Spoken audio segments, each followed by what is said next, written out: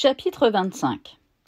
Comment s'enclencha entre les Phoiciers de Lernée et ceux du pays de Gargantua le grand débat dont sortirent de grosses guerres. Au temps de la saison de vendange, au commencement de l'automne, les bergers de la contrée étaient occupés à garder les vignes pour empêcher les étourneaux de manger les raisins. À cette époque, les Phoiciers de Lernée passaient le grand carrefour en portant 10 ou 12 charges de foisse à la ville. Les bergers leur demandèrent courtoisement de leur en vendre au prix du marché. Car notez que c'est une nourriture céleste que de manger à déjeuner des raisins avec de la foisse fraîche, surtout des raisins pinots, fiers, muscados, bicanes, et des fois rares pour ceux qui sont constipés, car ils leur font chier des hallebardes, et souvent, en croyant péter, ils se conchient, ce pourquoi on les appelle les croyants de vendange. Les Phoiciers ne furent d'aucune manière favorables à leur requête.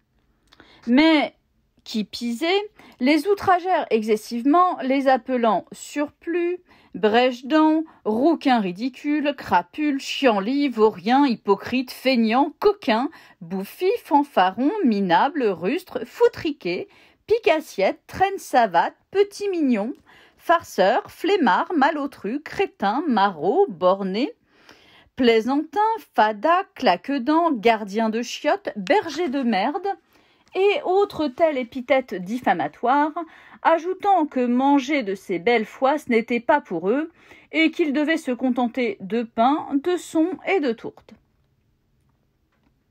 À ces outrages, l'un d'entre eux, nommé Frogier, bien honnête de sa personne et jeune homme notable, répondit en douceur. « Depuis quand vous est-il poussé des cornes, que vous êtes devenu si agressif ? Vous aviez l'habitude de nous en donner, et maintenant vous refusez ? Vous n'agissez pas en bon voisin, et nous ne vous en faisons pas autant quand vous venez ici acheter notre bon froment dont vous faites vos gâteaux et vos foisses.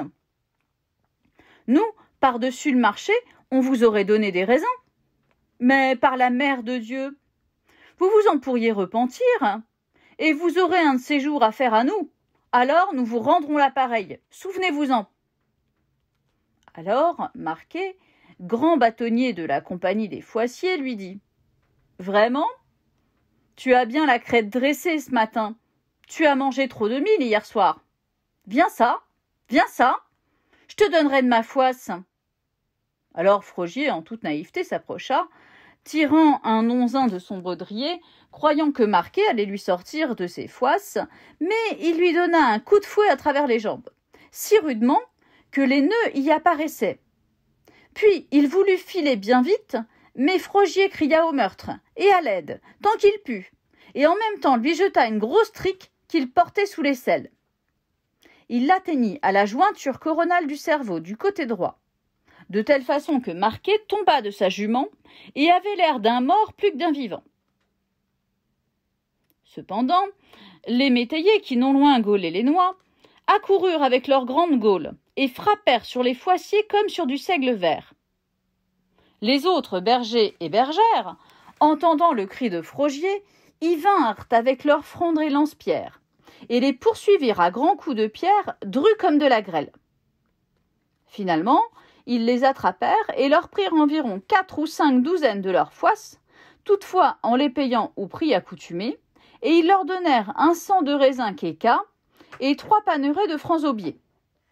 Puis, les Phoiciers aidèrent Marquet, qui était vilainement blessé, à remonter à cheval, et ils retournèrent à Lernée, sans continuer le chemin du Parillet, menaçant fort et ferme les bouviers, bergers et métayers du Seuillet et de Ciney.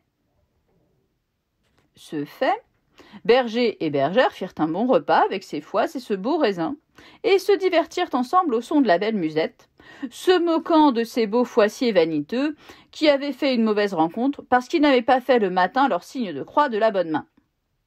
Et avec de gros raisins chenins, ils lavèrent les jambes de Frogier mignonnement, si bien qu'il fut bientôt guéri.